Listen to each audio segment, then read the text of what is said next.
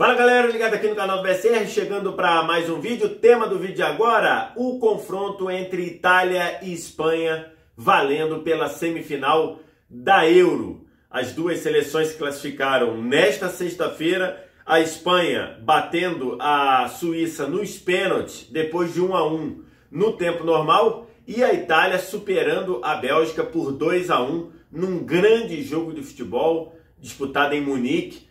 Possivelmente uma das melhores, se não a melhor partida da Euro, e a Itália acabou chegando à grande semifinal, superando a seleção belga, que acho que fez até um bom jogo, mais até no segundo tempo, mas que mais uma vez ficou pelo meio do caminho. E aí, como eu coloquei no título, o caminho das duas seleções até a semifinal é um caminho bem diferente, mas não falo isso dentro da Euro, falo isso dentro do ciclo. Porque o ciclo da Itália é um ciclo muito mais estruturado, é um ciclo com uma sequência muito interessante, é um ciclo que a gente diz que teve início, meio e talvez possa ter um fim muito interessante, com a Itália chegando a uma decisão ou eventualmente ganhando o título da Euro. Enquanto na Espanha, o ciclo foi todo muito atribulado, podemos dizer assim, foi um ciclo muito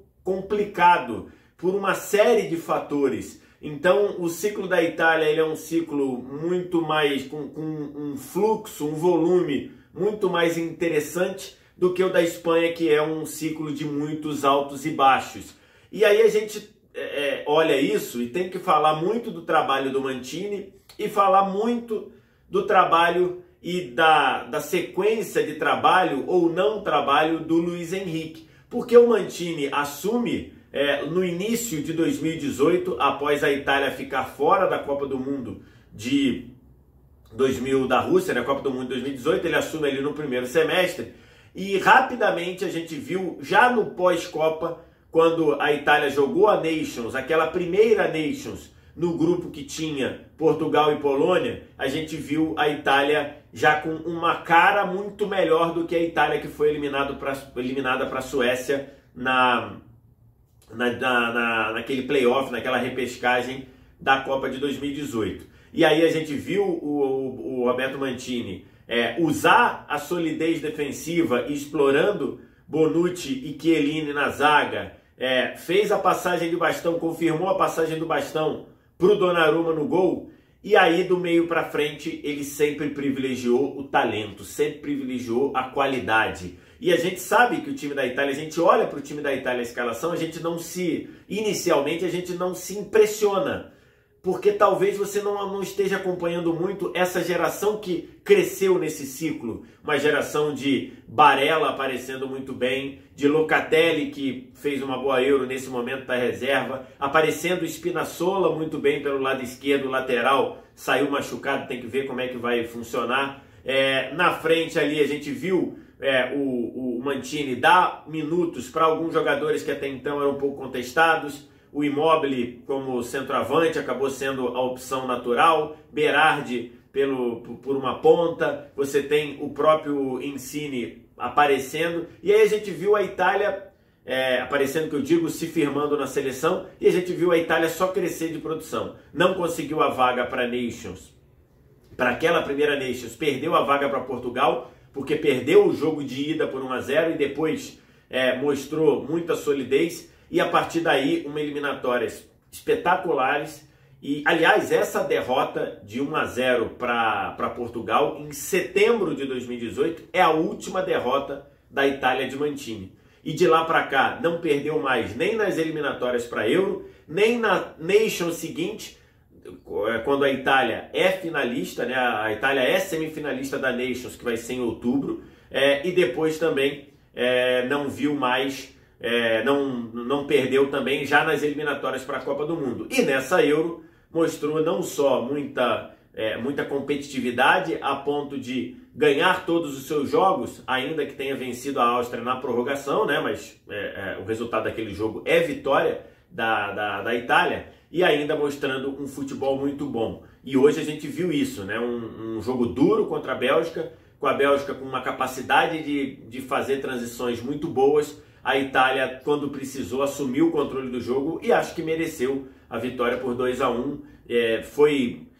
Teve mais a construção, a qualidade para construir no campo de ataque da Bélgica, sofreu um pouquinho com contra-ataques, especialmente no segundo tempo, sofreu para marcar o Doku lá naquele duelo, naquele confronto contra o Di Lorenzo, mas no geral uma Itália que toca muito bem a bola, que confortável em ter que propor o jogo, confortável em jogar no campo adversário e uma Itália voltada para o campo de ataque. Não é uma Itália que fica satisfeita com estar ganhando por 1-0. É uma Itália que vai para cima e mereceu vencer a Bélgica. E a gente pode falar sobre a Bélgica mais para frente. Acho que a gente tem alguns pontos interessantes. E do outro lado, vem uma Espanha.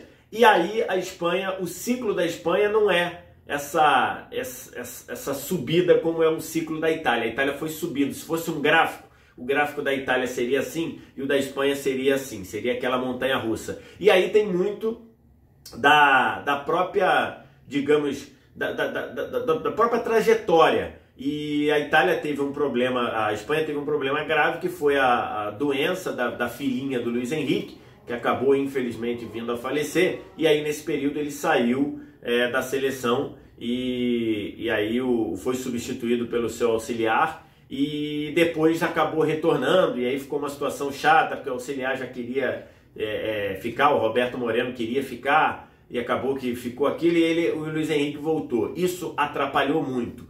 E tanto é que você tem algumas atuações da Espanha no ciclo muito boas, e algumas atuações muito ruins dentro dessa situação. A Espanha também está na fase final da Euro, né, vai da semifinal da Euro, e a gente viu uma Espanha que oscilou muito de produção. Uma Espanha que a gente viu em vários momentos jogar muito bem, em outros não conseguir produzir. Uma Espanha que a gente viu tentar botar caras novas na seleção, que depois voltou para caras antigas, para os veteranos. E no final a gente vê uma Espanha que ainda oscila muito, inclusive dentro da própria Euro, né? Fez alguns jogos muito bons, jogos de goleadas, mas dentro do próprio jogo variando, como foi contra a Croácia, como foi hoje nessa partida contra a Suíça, acabou vencendo nos pênaltis, mas é um time que tem uma memória de um jogo muito interessante, um time que ainda tem poder de fogo